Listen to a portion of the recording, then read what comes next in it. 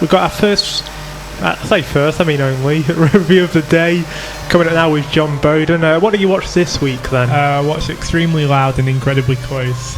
And it's got quite a bit of press recently because it was nominated for the Best Picture Oscar, despite the fact that it had garnered sort of pretty mixed reviews, to say the least.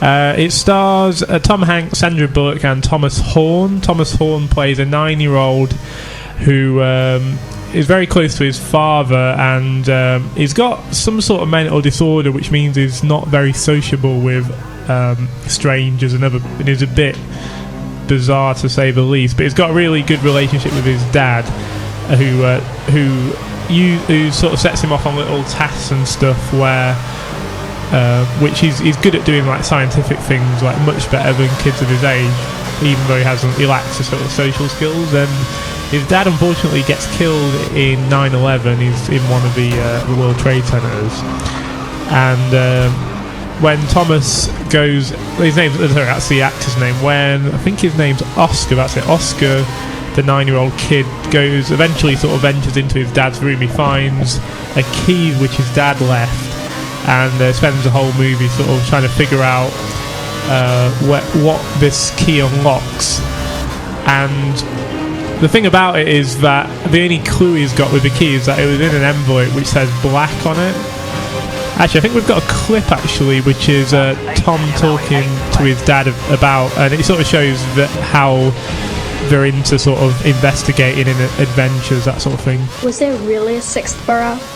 Well, as with anything, if you want to believe, you can find reasons to. What reason? The clues, of course. What clues? What clues? The clues! The peculiar fossil record of Central Park. The incongruous pH balance of that reservoir. And that brings us to the swings. Now, according to the paper of record, a note was found beneath one of those swings in Central Park, and because of many scientific tests, which you are too young and I am too simple to understand, they were able to determine that the note must have been written in the sixth borough. What did it say? What a fantastic question. Let's find out. Doesn't say. It ought to, but it doesn't.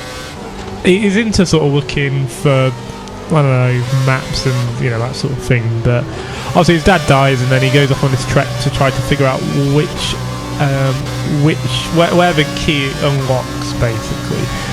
I personally think this film should have been renamed Extremely Annoying and Incredibly Obnoxious Kid, because I know I think the disease is called francophilia, but he's a francophile, should I say, which I've checked on Wikipedia. It says someone with a strong personality disposition and interest towards government, culture, history, which I don't know how that's a disability, but basically he's so determined to figure out what this key belongs to that he just completely alienates his own mum. He's quite rude to everyone he speaks to, and he's just strange. There's a scene where he finds he meets Viola Davis, who was in The Help, obviously not the real one. She plays some woman whose surname's also Black, and she's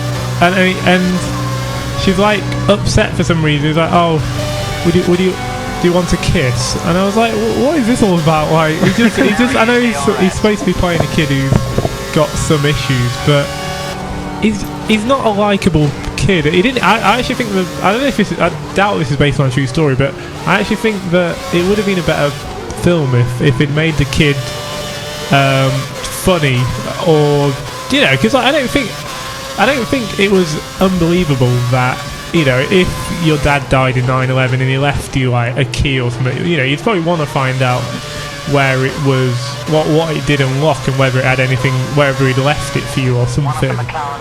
But he didn't need to have a disability to for him to be the only sort of kid who would then go on this journey to try to find what it unlocks. So I was just disappointed with the kid. I mean, it had some good performances from Tom Hanks, Viola Davis, and Sandra Bullock. Like, they all did great jobs. I mean, they're all Oscar-nominated, Oscar winners. They're all in that category. But the kid, I don't know. He wasn't likable in any way, shape, or form, and you're stuck with. And these are obviously the main characters, so you're stuck with him for 2 hours. And, you know, it's quite a nice... I mean, the only thing I would say, it's got quite a nice sort of last 10 minutes. But it's one of those films, again, which I think I found the same with... Oh, what film was it? I can't remember last year, but it's one of those films where, you know, you can tell we've gone for, like, awards because of the nature. Like, it's 9/11, so it's a sort of film where, you know, everyone's...